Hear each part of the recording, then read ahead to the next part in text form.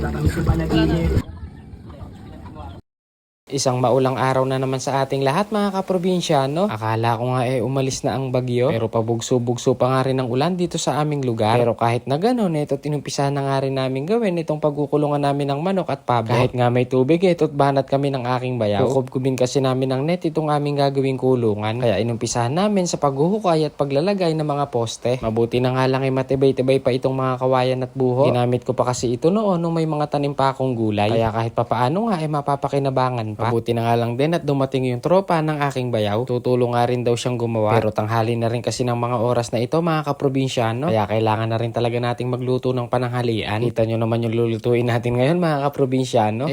Talaga namang pangmasang ulam lang. Bukod doon, ito nga request din sa atin ng mga followers natin na OFW. Kaya shoutout na lang po sa inyo dyan. Ingat po kayo palagi. At nung maigayak na ni Boss Commander yung mga Ricardo, ito at umpisahan na natin ang pagigisa. Itong luya, bawang sibuyas at tanglad. Habang ako nga nagigisa, ito't bumuhos na naman ang malakas na ulan. Talaga nga namang hindi mawawalan ng putik dito sa amin. Simple lang naman yung request nilang luto dito mga kaprobinsyano. Mimiss na raw kasi nila yung adobong ulo at paa ng manok. Doon daw po kasi napakadalang lang ng ganong lutuin. Pagkalagay ko nga ng mga pampalasa, diretso naman nating sasangkutsahin. At kapag nasangkutsa naman na natin ng mainam-inam, ito at lagyan na natin ng toyo at oyster sauce. Mekos-mekos nga lang natin ng bahagyayan mga kaprobinsyano. Maya-maya lang pwede na rin tayong maglagay ng fresh water. Ilang pirasong dahon ng laurel at saka natin takpan. Kulang-kulang isang oras din ang hihintayin natin dito para mapalambutan natin ng mabuti. At habang naghihintay nga, ito at nagkape muna kami. Dito kasi sa amin ito na ang nakahiligang meriendahin. Pagkalipas ng kalahating oras, ito at naglagay naman ako ng isang kutsarang asukal. Paga ng siling maanghang at saka ko lang ulit tinakpan. Sa totoo nga lang mga kaprobinsyano, isa nga rin ito sa paborito naming ulam. Yung tipong nalalakas ka na sa kanin, hindi mo pa napapansin. Ito kasi yung klase ng ulam mga kaprobinsyano na parang hindi ka nabubusog. Pero lasap mo yung sarap ng ulam. At nung okay na nga pagkalambot at medyo naglalapot na ang sabaw, ito tikman muna natin mga kaprobinsyano. Naku po.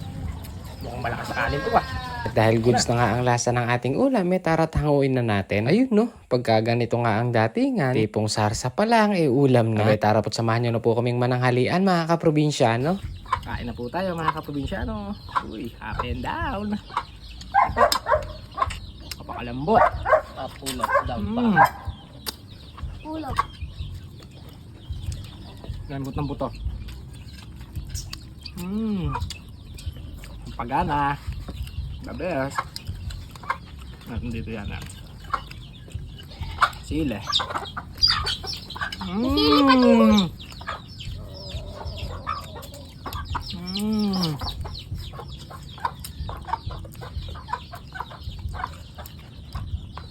Sarap. Kain po tayo, kaprobinsyano. Solid. Kain po tayo, kaprobinsyano.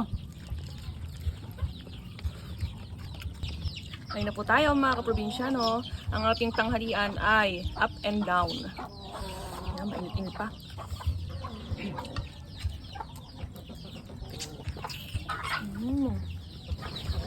Ang lambot ng laman mga kaprobinsyano.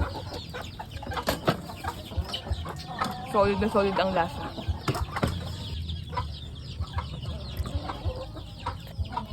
Solid, makatulog ka na. Paano nga namang hindi mo mamimiss yung ganitong klaseng ulam? Pagkalakas nga naman sa kanin, hindi mo nga namamalayan, nakakadalawang balik ka na sa kaldero. Sandok, hindi ka Nakakailan ka namang ulit? Tatlo, last bite. Solid, panghapunan. Diretso ng araw ito hanggang hapunan. O paano ba yan mga kaprobinsyano? Dating gawin. Kung nagustuhan nyo po yung ating luto serye ngayon, baka naman isang like and share naman dyan. Maraming salamat po sa inyong panonood. Nabusog na naman po tayo. Hanggang sa muli. Bye-bye!